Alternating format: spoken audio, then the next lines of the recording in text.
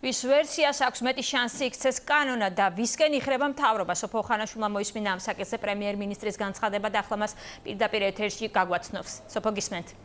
ფარულ მოსმენებთან დაკავშირებით დღეს დარეგისტრირებული კანონპროექტების შესახებ პირველი შეფასება გააკეთა ირაკლი ღარიბაშვილმა. მთავრობის მეთაური ამბობს, რომ მის გუნდს ამ დროისთვის არ აქვს ექსპერიმენტების დრო და ის მხარს უჭერს იმ ვერსიას, რომლის მიხედვითაც პერსონალურ მონაცემებზე წვდომის უფლება შინაგან საქმეთა სამინისტროს ექნება. ექსპერიმენტების უფლება არ გვაქვს. ჩვენ გავაკეთებთ იმას, რაც არის აპრობირებული სხვა ევროპულ თანამედროვე ცივილიზებულ სახელმწიფოში. მე არ ვიცი რატომ ვარ ჩვენ საქართველოს იმაზე უფრო მეტად დემოკრატიული ვიდრე არის საფრანგეთი, ან პოლონეთი, ან ჩეხეთი, ან ისრაელი, ან ამერიკა. დამისახელოს ვინმე, ვინც არის ამ პროექტის ავტორი, ჭკუატყოფელი გამოვიდეს თქვას. აიღოს პასუხისმგებლობა მაშინ სახელმწიფოს წინაშე. მათი მთავარი მიზანი ეს არის შინაგან საქმეთა სამინისტროს პარალიზება, ისინი ებრძვიან სახელმწიფო ინსტიტუტებს. პრემიერ-მინისტრის პოზიციას იზიარებს კონსტიტუციონალისტი ირაკლი კობახიძე. ის ამბობს, რომ ლოგიკური იქნება თუ გასაღები. ერთი გასაღები ექნება შინაგან საქმეთა სამინისტროს, მეორე გასაღების მფლობელი კი იქნება პერსონალური მონაცემების დაცვის ინსპექტორი.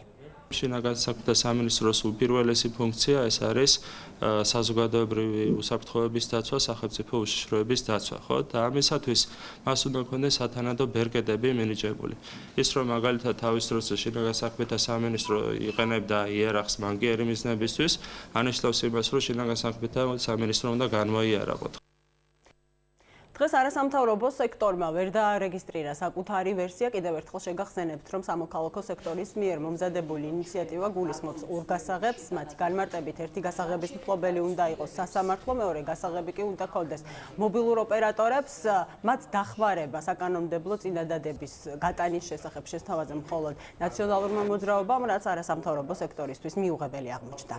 მთელი მსოფლიო და განვითარებული სამყარო, ასე ვთქვათ, და დემოკრატიული სამყარო მიდის იმისკენ, ძალიან მარტივი პრინციპისკენ, რომ არის ერთი გასაღები და ის არის მობილური ოპერატორების ხელში. დღეს ჩვენ ვართ იმ მოცემულობის წინაშე, რომ სხვადასხვა ჯგუფები პარლამენტში ცდილობენ, რომ არ აწყენინონ შინაგან საქმეთა სამინისტროს. პროცესის მიზანი არის ის, რომ შევქმნათ ისეთი სისტემა, რომელიც შინაგან საქმეთა სამინისტროს და სამართალდამცავებს არ მისცემთ უკანონო მოსმენების განხორციელების საშუალებას. მე ვერ დაუჭერ ვერანაირად იმ პროექტს მხარს, რომელიც ვერ დაგვაზღვევს იმისგან, რისგანაც დაზღვევა გვინდა.